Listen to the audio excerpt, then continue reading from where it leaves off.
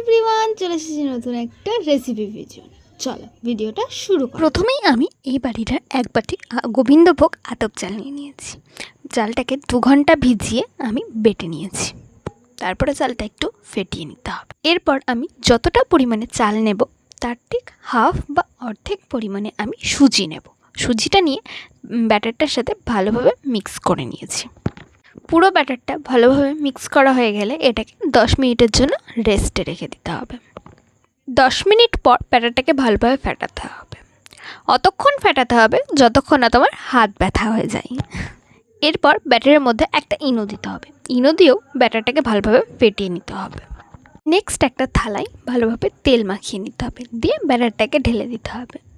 এরপর একটা কড়াই, হাফ কড়াই জল দিয়ে থালাটাকে ভালোভাবে বসিয়ে দিতে হবে। তারপরে 30 মিনিটের জন্য ঢাকনা দিয়ে দিলেই আমাদের রেডি হয়ে যাবে ঢোকলা।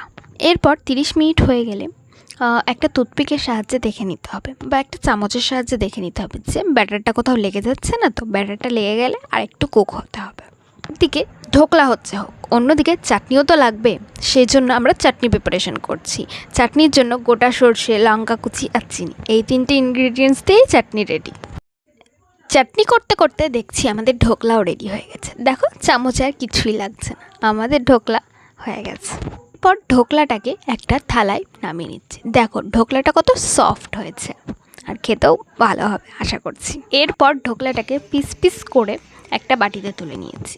তোমরা আমার রিয়াকশান দেখে আশা করছি বুঝতেই পেরেছো যে ঢোকলাটা কতটা ভালো হয়েছে এবং টেস্টি হয়েছে। ঢোকলাটা খেতে খুবই সুন্দর হয়েছে।